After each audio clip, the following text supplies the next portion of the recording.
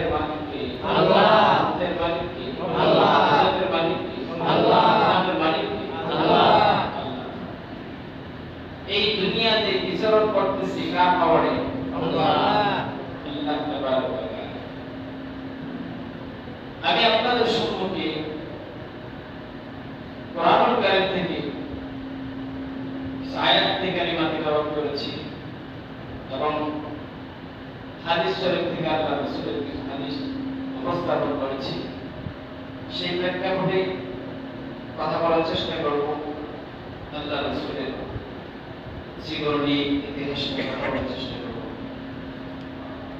আশা করি সকলেই দিনের কানে শুনবেন এবং যারা এখনো বাসায় আছে অনুরোধ করে বলছি অন্তত পক্ষে জুমার দিন একটু অগ্রগামী হয়ে মসজিদ আল্লাহর ইবাদত নিয়ে আগমন করার চেষ্টা করব। সম্মানিত হাজিরিন, আল্লাহ সুবহানাহু ওয়া তাআলা আমাদেরকে পৃথিবীর জমিনের মাধ্যমে পাঠিয়েছে আল্লাহ তাবারক ওয়া তাআলা ইবাদত করার জন্য। একটাই লক্ষ্যস্তর, একটাই আকিদা, তার নাম কি? ইবাদত। ঠিক কি বলেন?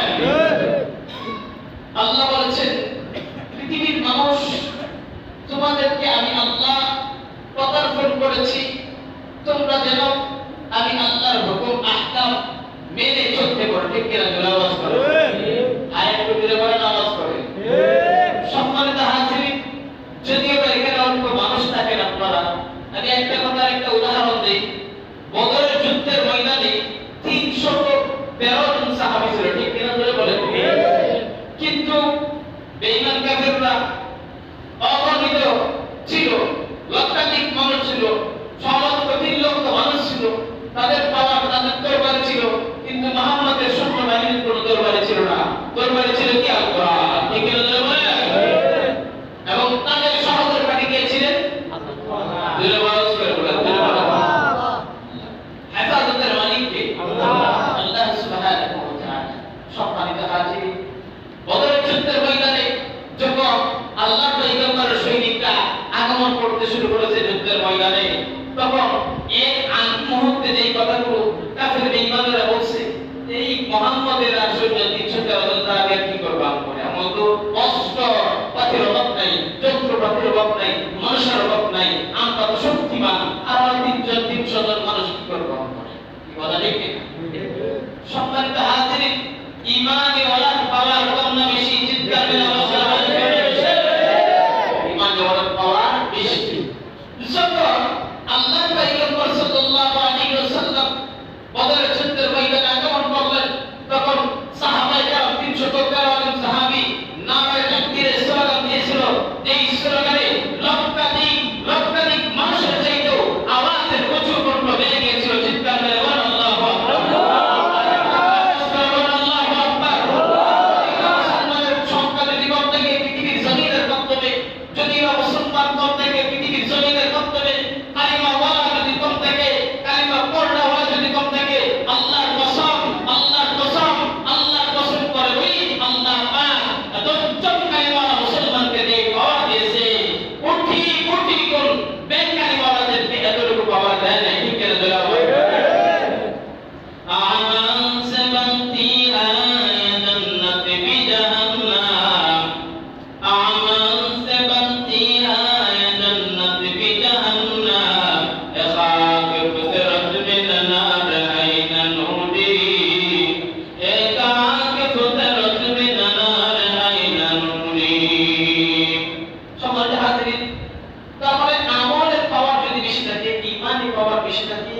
পৃথিবীর কারো কাছে মাথা নত করতে হয় না। ঠিক কিনা? আল্লাহ পয়গম্বর সাল্লাল্লাহু আলাইহি ওয়াসাল্লাম একা নিজে কালিমার দাওয়াত দিয়েছিল। কালিমার দাওয়াত একা প্রদান করতে শুরু করেছিল। কোরআনের দাওয়াতগুলো মানুষের ধারে ধারে ঘরে ঘরে পৌঁছানোর চেষ্টা করেছিল। তাদের আদারে বর্ণন করতে শুরু করেছিল। মরুভূমির প্রান্তরে হাঁটতেছিল। গরম আবহাওয়া আল্লাহ রাসূলের গায়ে যখন আসতে চায়, বলে যে এ তো আল্লাহর পয়গম্বর, ওনার কিন্তু আযাব বা কোন গরমের তাপ দেওয়া যায় না, কারণ উনি হলেন দয়ার নবী, মায়ার নবী, রাহমাতুল লিল আলামিন। আর একটু আওয়াজ করে বলেন আমাদের নবী পয়গম্বর মুহাম্মদুর রাসূলুল্লাহ সাল্লাল্লাহু আলাইহি ওয়াসাল্লাম, আমাদের নবী আমাদের জন্য কি না করে গেছে। আমাদের নবী আমাদের জন্য অনেক কিছু করেছে। শুনেন, এই কোরআন নাযিল হয়েছে কোথায়?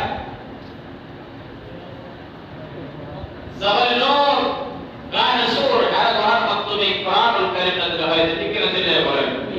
আর একটু জোরে আওয়াজ করে বলেন আর কোরআন যখন জিবরাইল আমিন আল্লাহর পক্ষ থেকে সম্পদে টক্কর নিয়ে পয়গম্বরের কাছে আসছেন। ওই মুহূর্তে পয়গম্বর ধ্যান ছিলেন। যখন আল্লাহ রাসূল সাল্লাল্লাহু আলাইহি ওয়াসাল্লামকে লব্বাইক ইয়া রাসূলুল্লাহ ইয়া হাবিবাল্লাহ সালাম দিয়ে যখন বললেন, আল্লাহ পয়গম্বর আল্লাহ সালাম গ্রহণ করুন। বুখারী শরীফের হাদিস থেকে সুস্পষ্ট ভাষায় বলেছেন যে আল্লাহ পয়গম্বর যখন ধ্যানে ছিলেন তখন এই মুহূর্তে এসে জিবরাইল আলাইহিস সালাম প্রদান করছে আল্লাহর পক্ষ থেকে। জোরে সুবহানাল্লাহ বলুন। জিবরাইল আলাইহিস যখন আয়া সালাম দিলেন আল্লাহ পয়গম্বরকে, মুসলমানের সর্বপ্রথম কাজ কি? সালাম দেওয়া। জোরে বলেন। আদর্শ কার? আদর্শ কার এটা? আল্লাহ রাসূলের। আল্লাহ রাসূল বলেছেন বুখারীর হাদিস, আসসালামু আলাইকুম কালাম। একজন মুসলমান ভাই আরেকজন মুসলমানের সঙ্গে দেখা লাগে সম্মানিত হাজির, আল্লাহর পয়গম্বর বলতেছে কেন আসলে করেছে। আমি সেদিকে যাচ্ছি একটু বোঝানোর জন্য বলতেছি।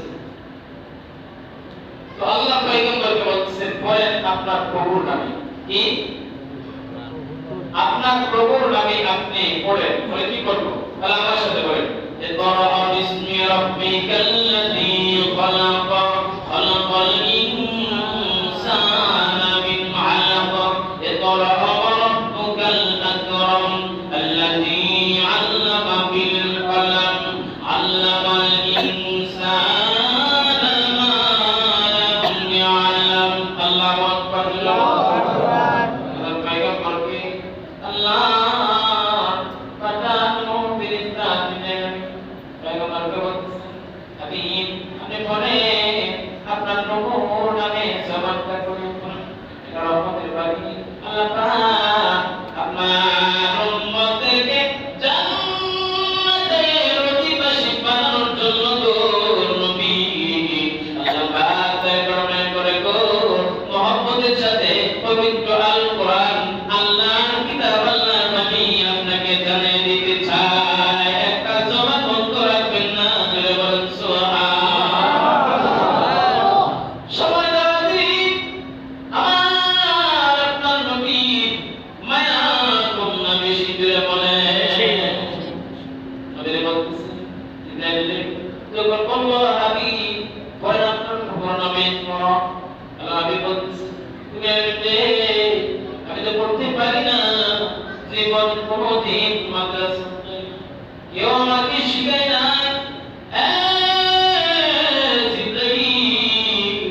কেউ তো কোনদিন আমার কাছে কোনো কথা বলে নাই। আমি তো শান্তি পাই নাই যে কে আমার শিখাইবে, কে আমার শিক্ষিত বানাইবে। আমি তো বড় মানুষ। আল্লাহ আমি বলতেন হাবিব আপনাকে সব কিছু শিখানোর উস্তাদ হইল কে? আর একটু জোরে আওয়াজ করে জবাবটা করে বলেন কে? সম্মানিত ভাইরা আমার, আল্লাহ হাবিবে তখন জিবরাইল বলতেছে হাবিব আপনি চিন্তা করবেন না গো, আল্লাহ নিজে আপনাকে শিক্ষা দেওয়ার জন্য পবিত্র বাণী পবিত্র কিতাব নাযিল করেছে। আর একটু জোরে আওয়াজ করে বলা যাবে কি সুবহানাল্লাহ। আমার এই কথা বলতেছিলাম আল্লাহ হাবিবের পরে অবস্থা কেমন করে করলেন হাবিব তার দেশটা একটু বলেন। আল্লাহ হাবিব সাল্লাল্লাহু আলাইহি ওয়াসাল্লাম যখন মক্কা নগরের মাধ্যমে যখন প্রথম ইসলাম ধর্ম আল্লাহ হাবিব যখন প্রথম কালিমার দাওয়াত দেওয়া শুরু করলেন, আল্লাহ হাবিব মানুষের ধারে ধারে কে বলতেন পড়ো লা ইলাহা ইল্লাল্লাহ মুহাম্মাদুর রাসূলুল্লাহ। সাল্লাল্লাহু আলাইহি ওয়াসাল্লাম। আর একটু জোরে আওয়াজ করে বলেন সাল্লাল্লাহু আলাইহি ওয়াসাল্লাম। ভাইরা আমরা মুসলমান কিনা? আমরা তো মুসলমান। আর মুসলমান যদি হয়ে থাকি একজন আরেকজনের প্রতি মহব্বত কম থাকা লাগবে নাকি বেশি? মহব্বত কেমন জিনিস? আশিক রাসূল কেমন জিনিস গো? তোমরা আজকে শুনে রাখো আল্লাহ হাবিবের প্রতি আসক্ত যারা হয়েছে গো তারা আল্লাহ হাবিবের জন্য জীবন উৎসর্গ করে দিতে রাজি ছিলেন ঠিক কিনা?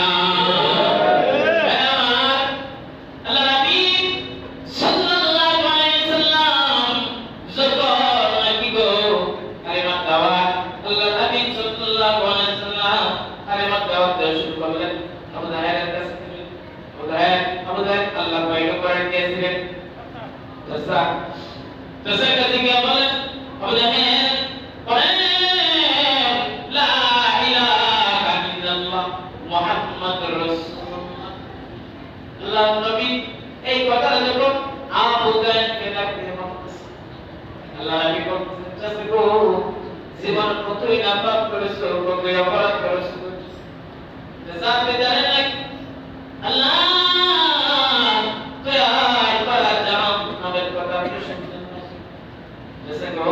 কতদিন এই ক্ষমতা কাটাই, কারণ সব শক্তির অবসান ঘটে মিথ্যে।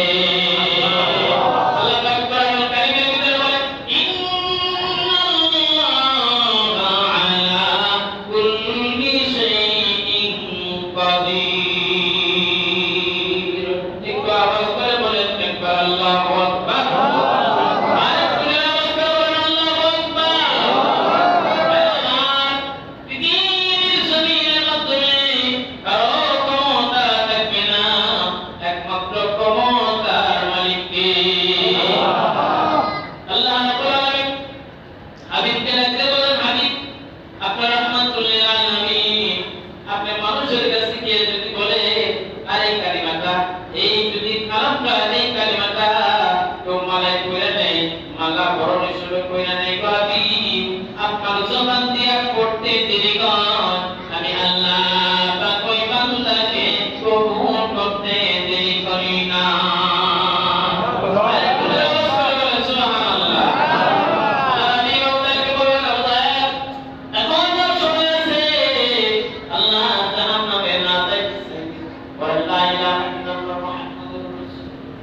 আল্লাহর কোরআন সত্য, আমি হাবিব সত্য, আল্লাহর কোরআনের মাধ্যমে কোনো মিথ্যা না। এই কালামটা সব আল্লাহ পাক নিজে লিখেছে, কে লিখেছে? কোরআন। আল্লাহ নবী যখন একে একে এরকম কথা বলতে থাকে, আল্লাহ ডাক দিয়ে বলতেছে মুহাম্মদ ভাতিজা ঠিক আছে, তুমি এটা তুমি নিজে বানাইছো, তোমার আল্লাহ বানাইতে পারে না। নাউজুবিল্লাহ।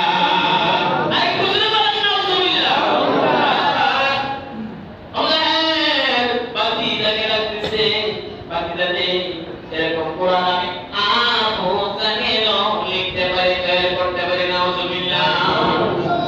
আল্লাহ পয়গম্বর রাখতে বলেন আজকে থেকে চেষ্টা করে 6 মাস পর্যন্ত আপনি এরপরে তালকিন করার চেষ্টা করেন। আবু জাহেল বলল বাকি 6 মাস লাগবে না, আগামী সপ্তাহে আপনার কাছে আমি হাজির হয়ে বলবো আমি কোরআন তৈরি করেছি। নাউজুবিল্লাহ।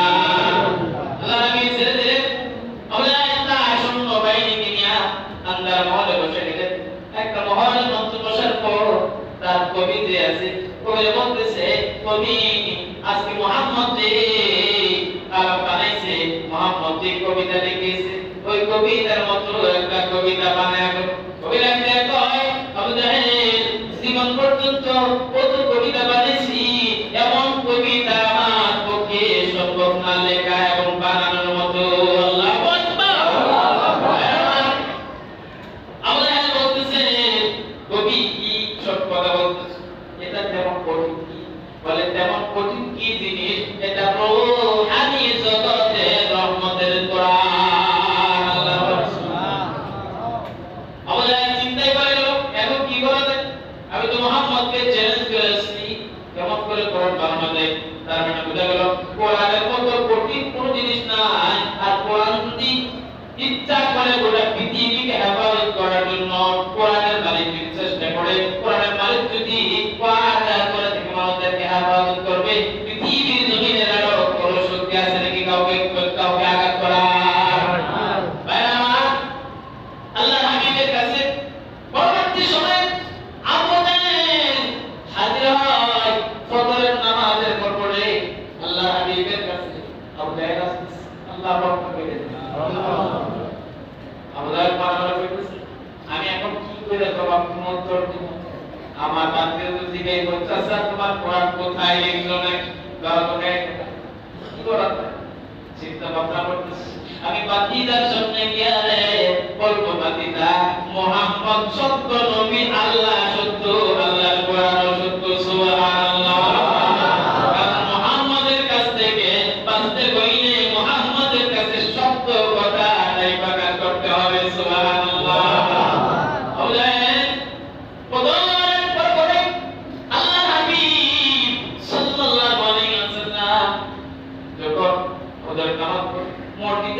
অনেক হাঁটা চলে করতেছে, হাঁটতেছে, ব্যায়াম করতেছে। এই মনটা আপনার কাছে থাকতে পারি না, আমি তোমার চাচা আবু তাহের এসেছি, তোমার কাছে কি আমি আসতে পারবো না? আমার নবী কাঁদতেছে, বাচ্চাকে আল্লাহ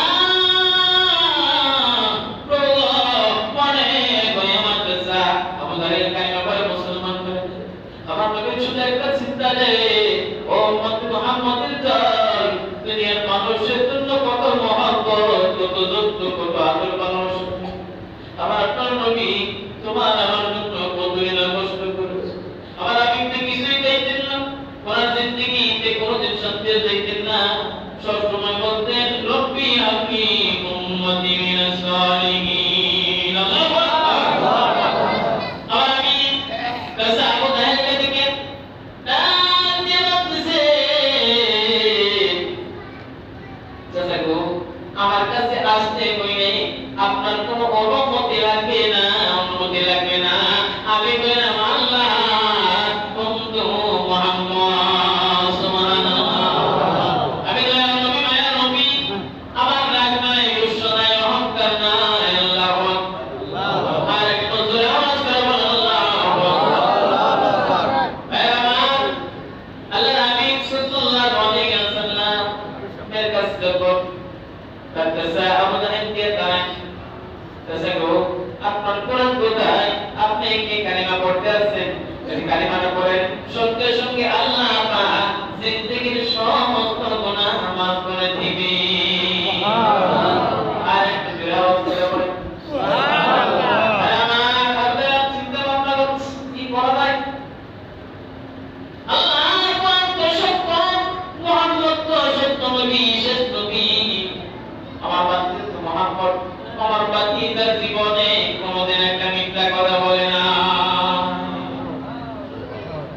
আল্লাহ বাতিদাকে বাতিদার এতদিন শুনেছি, এখন শুনতেছি তাই তো আপনি মুহাম্মদ সত্য, মুহাম্মদের কোরআন সত্য, মুহাম্মদের আল্লাহ সত্য। ও বাতিদার শুনে রাখো, আবার একটু সময় দাও, কিছুদিন পরে তোমার হাত ধরে কালিমা পড়ে মুসলমান হয়ে যাব। আমার নবী তো পাগল পাড়ায়, আমার নবী চক্ষু দিয়ে অস্ত্র বের হয়,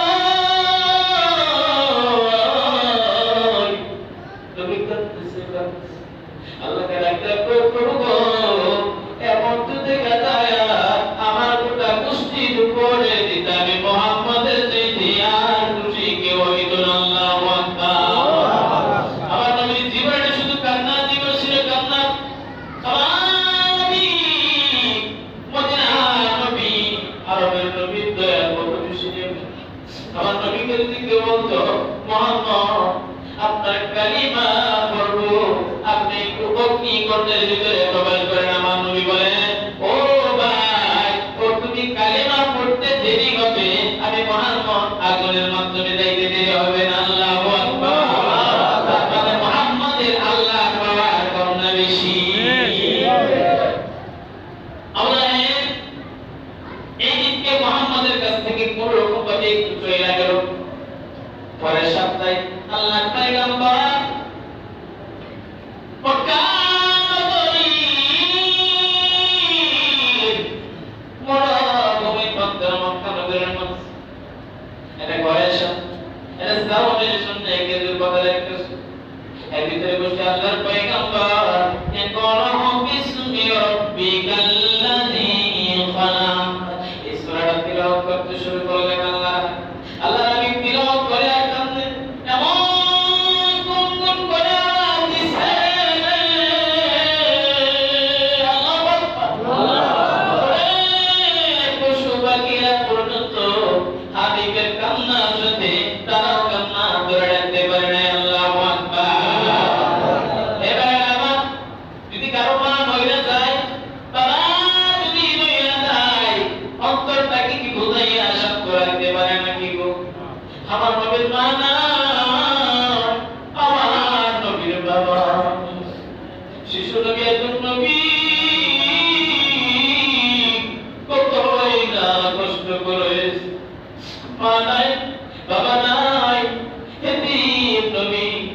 ঘুরে রাস্তায় রাস্তায় ঘুরে মা নাই বাবা নাই, অন্য সন্তানের বাবা না তোরে সে গো সন্তানকে ফুলের মাধ্যমে ফেলে নেয়, আগারের মাধ্যমে সুখ আর বলে বাবা খেলতে সুখ নাই, বাবা খেলা করতেছো নাকি, বাবা ডাক করে নিয়ে আনন্দের সাথে আদর করে সন্তান থেকে নিয়ে আমার নবী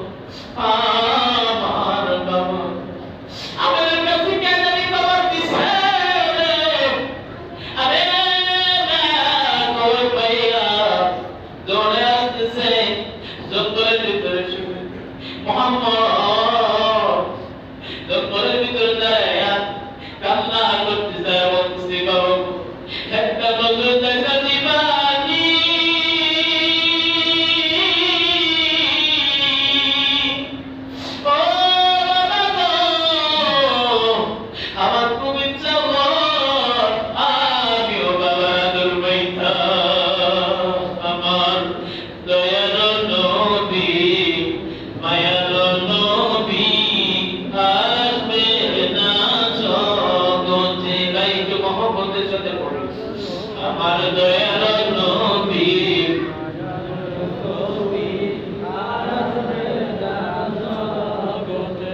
আমার দয়ার নবী মায়ার নবী আসবে না জগতে। ভাইদের মহব্বতের সাথে একটা জবান বন্ধ রাখবেন না, যে নবীর মহব্বত থেকে থাকে তাহলে জিকির করুন লা ইলাহা ইল্লাল্লাহ। আমি কিন্তু আগে বলেছিলাম বদরের মধ্যে 313 সাহাবীর পাওয়ার কিন্তু বেশি ছিল, এটা অন্য মানুষ মনে করে না, হাজারটা আওয়াজ ছিল আসমানে পৌঁছতে মহব্বতের সাথে জিকির করুন লা ইলাহা ইল্লাল্লাহ লা ইলাহা ইল্লাল্লাহ লা ইলাহা ইল্লাল্লাহ লা ইলাহা ইল্লাল্লাহ লা ইলাহা ইল্লাল্লাহ লা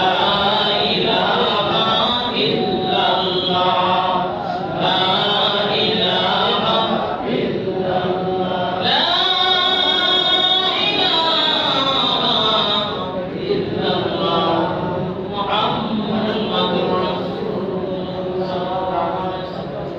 আশিক রাসূল আল্লাহ রাসূলের জীবনে ইতিহাস কাহিনী শুনতে ভালো লাগে না খারাপ লাগে? রে গলে একটু কান্না করলাম, এই ভাই দয়ার নবী মায়া নবী নাই গো, কিন্তু এখনো মদিনায় শুয়ে আমার নবী উম্মতের জন্য কাঁদে। ঠিক না রে বলে? ভাই আমার আল্লাহ নবী তিলাওয়াত করতেছে বেঈমান কাফেররা এই খেজুরের ছাউনি পাতা দিয়া আল্লাহ হাবিবের মনোমুগ্ধ কোরআন শরীফ তিলাওয়াত শুনে এত মুগ্ধ হয়ে যায়, এদিক ওদিক খেলতে থাকে দুলতে থাকে, আর আল্লাহর খাস রহমত তাদের উপর বর্ষণ করেন। সুবহানাল্লাহ। আবু জাহেল এখান থেকে বইলা গেছে, মুহাম্মাদের কাছ থেকে মুহাম্মদকে ধোঁকা দেন, কিন্তু আপনারা বলে আল্লাহ হাবিবকে কি ধোঁকা দেওয়া সহজ ব্যাপার? সকলের জ্ঞান আর মুহাম্মাদের জ্ঞান এক নাকি? ভাই আমার আবু জাহেলকে বলতেছে, তার শুনতো বাইরেদের শুনতো বাকিরা শুনে রাখো, আমার বাতিটা পাগল হয়ে গেছে। আমার বাতিটা পাগল হয়ে গেছে, এত সময় কি হয়ে গেছে? বাতিদা তোমার কোরআন সত্য, তোমার আল্লাহর কোরআন সত্য, তুমি আলিম সত্য, তোমার আল্লাহ সত্য, কিন্তু এখান থেকে গিয়া মানুষদের কি দাওয়াত দিতেছে? কালিমার দাওয়াত না, কথা বলেন না। আমাদের লাগলে মুহাম্মাদের কাছে যাওয়া, মুহাম্মদ পাগল এমন কথা বলে রাতে ঘুরে ধরতে এই কথা কথাটা যেই শুনে আব্দুল্লাহ বেটা মুহাম্মদ পাগল, কথাটা শুনতে দেরি হয়, অন্তরের ভিতরে ইশক উঠতে দেরি হয় না। আল্লাহু আকবার।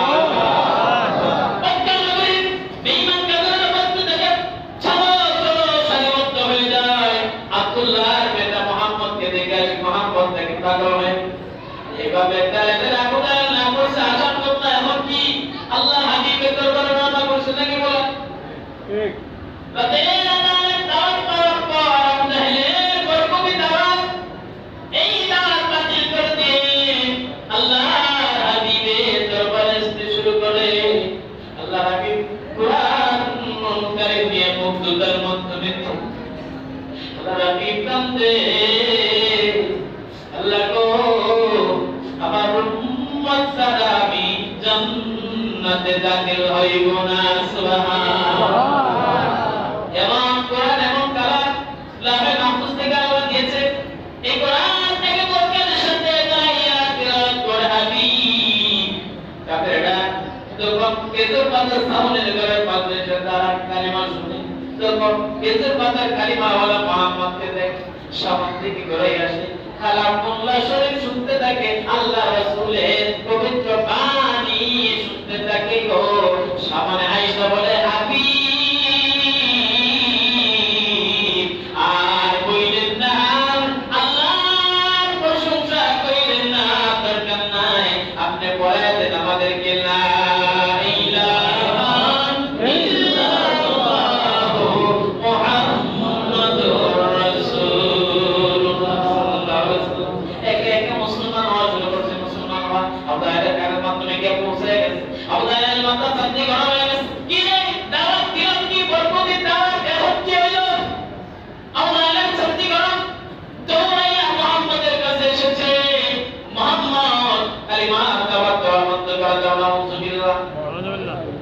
মুহাম্মদ বলতেছে তাসাগো, তুমি যদি কালিমা মানো তো বলতে পারো, না মানলে আমি মুহাম্মদের আল্লাহর গায়ে দোষ দিও না। আল্লাহু আকবার। বান্দা হাজারো চেষ্টা করলে তোমার মালিক যে আমার মালিক সে, তার মানে বুঝা গেল আমার মালিক যে আপনার মালিক সে, তার পাওয়ার কম না বেশি। বান্দা থেকে একজন বলে সাবধান, আল্লাহর সাথে বিয়াদবি কইরো না, আমার সাথে যা করার করো, কালিমার সাথে বিয়াদবি করো। তুমি যদি মানো তাহলে বান্দা বলে, না মানলে বিদায় করিয়ে দাও। আবু জাহেল যখন কালিমা নাই মানে, আবু জাহেল কি স্বার্থের দুনিয়ায় রয়েছে নাকি অস্বার্থের দুনিয়ায় করতেছে? আবু জাহেল কি ধ্বংস হইতে নাকি আসতো এমন জমা আছে? তার মানে আল্লাহ রাসূলের শত্রু যারা হবে তারাই ধ্বংস হয়ে যাবে, ঠিক কিনা? এই হেদায়েত কার হাতে? ইয়াহদিল্লাহু ফালা মুদিল্লা লাহু ওয়া মান ইউদ্লিলহু ফালা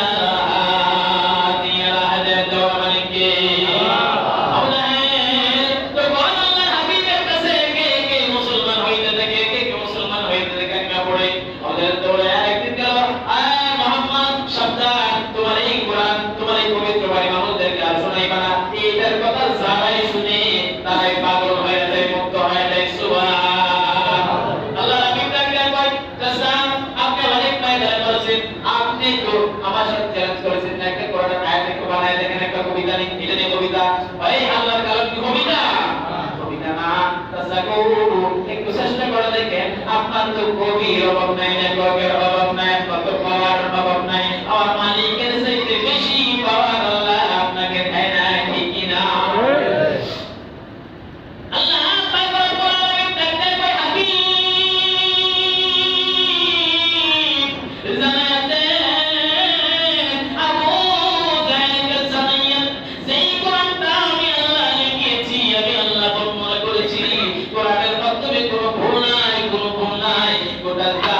সমস্ত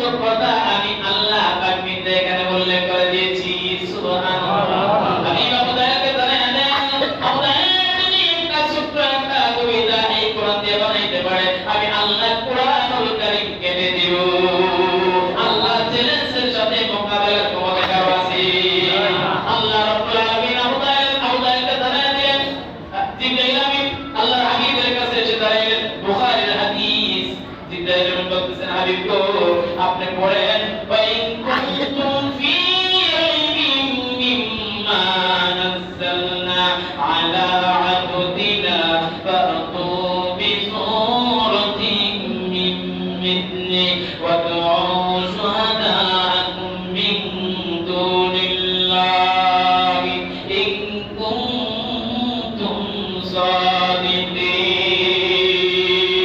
একটা জবান বন্ধ রাখবেন না, দুরা বলতে আল্লাহু আকবার।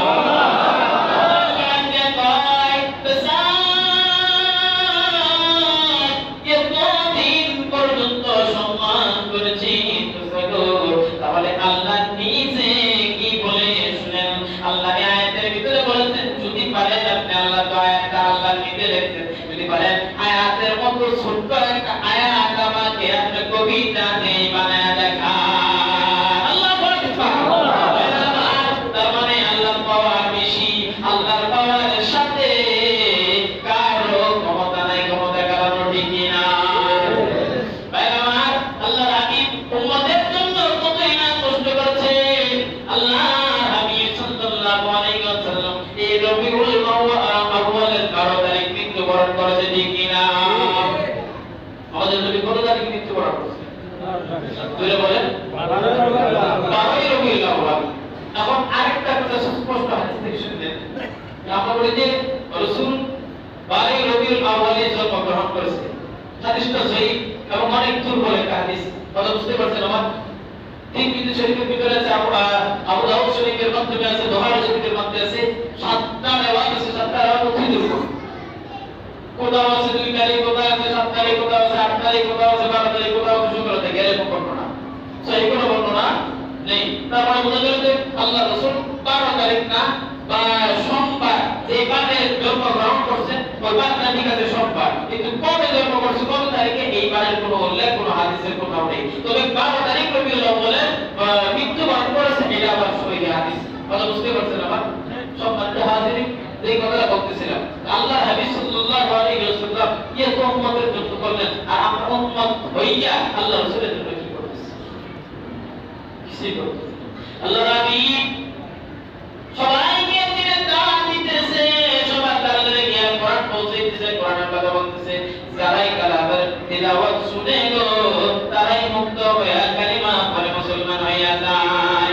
আল্লাহর হাবিব এক সময় এই 12 রবিউল আউয়াল মৃত্যুবরণ করবে। আল্লাহ জানাই দিছে হাবিবকে, হাবিব গো 12 রবিউল আউয়ালে আপনাকে আমি আল্লাহর দিদারে নিয়ে আসবো। আল্লাহু আকবার।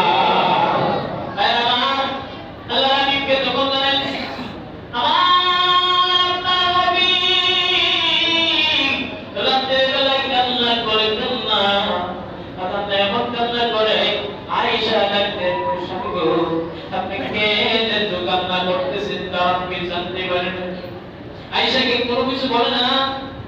মেয়ে ফাতেমা রাদিয়াল্লাহু তাআলা আনহা ডাকতে কই বাবা গো আপনি তো কান্না করেন কেন, একটু বলবেন না কি গো বাবা? আপনার চোখের পানি দেখলে আমরা কান্না ধরে রাখতে পারি না। আল্লাহু আকবার। আমার নবী কাঁদতেছে। মৃত্যু 4 দিন আগে, তার মানে 7 রবিউল আউয়াল থেকে না 7 রবিউল আউয়াল রাতে মাত্রে আল্লাহ হাবিব কান্না শুরু করেছে। জিবরাইল আমিন এসে বলতেছে হাবিব গো আপনি এখন কান্না করবেন, এত পরিমাণে কান্না যে কান্না করতে আপনার উম্মতদেরকে আল্লাহ পাক রব্বুল আলামিন মাফ করে দিবে। আর একটু জোরে আওয়াজ করে বলেন সুবহানাল্লাহ। আমার নবী কান্না শুরু করছে। জিবরাইল আমিনকে বলতেছে জিবরাইল আল্লাহ তো আমার উম্মতকে আমার চোখের পানির বিনিময়ে মাফ করে দিবে কথা ঠিক, কিন্তু শয়তান আমি পয়গম্বর দেওয়ার পর আমি আর কান্না করতে পারবো না। আমার উম্মত তো গুনাহ করবে, শয়তানের পাকড়াও করবে, শয়তানের দুগায় ঘুরিয়ে গুনাহ করবে। কেমন করে গো আমার উম্মতদেরকে আমি পয়গম্বর রক্ষা করব? আল্লাহ আমি কাঁদে আল্লাহকে একটু বলিও আল্লাহ যেন আমার উম্মতদেরকে আল্লাহ পাক তওবা দিতে মাফ করে দেয়। দিতে যাবেন আল্লাহর কাছে গেছে 8 তারিখে আবার আল্লাহ পয়গম্বরের সাথে দেখা। পয়গম্বর কাছে গেলাম, রাসূলুল্লাহ হাবিবুল্লাহ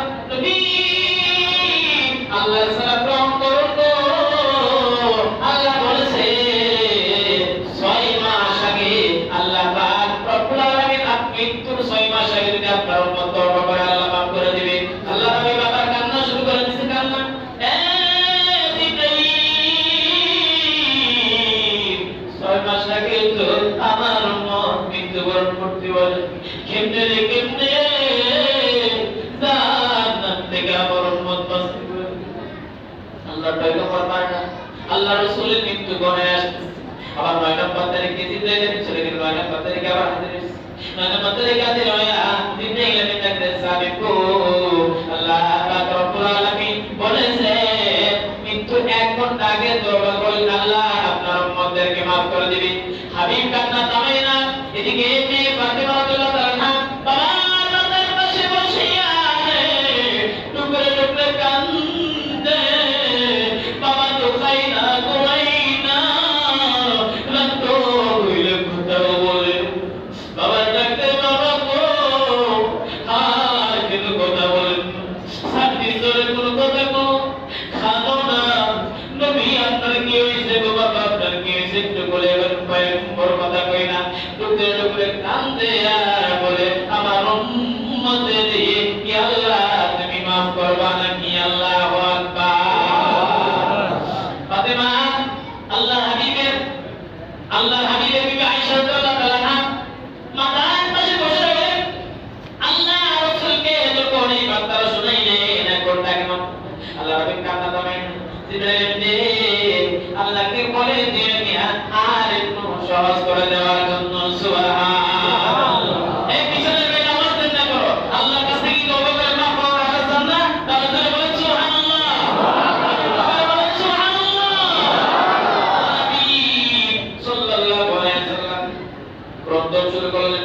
তো 10 নম্বর তারিখে আল্লাহর হাবিবকে জিবরাইল আমিন ডাক দেওয়া দিয়েছেন, আল্লাহ নবী গো আপনার উম্মতদেরকে আল্লাহ পাক রব্বুল আলামিন ওয়াদা করেছে মৃত্যুর 1 মিনিট আগে যদি আপনার উম্মত তওবা করে মরতে পারে গো, আল্লাহ তৈরি করা জান্নাতের অধিবাসী হয়ে যাবে। সুবহানাল্লাহ। তারপরে আল্লাহ রাসূলের আশীর্বাদ কইতে রাখেছে, সবাই দিয়েছেন। সম্মানিত হাজির, আমার সময় শেষ। আপনারা সকলেই দোয়া করবেন আল্লাহ তাবারক ওয়া তাআলার কাছে, আল্লাহ যেন গোটা মুসলিমদের থেকে maaf করে দেয়, মুসলমানদেরকে হেফাজত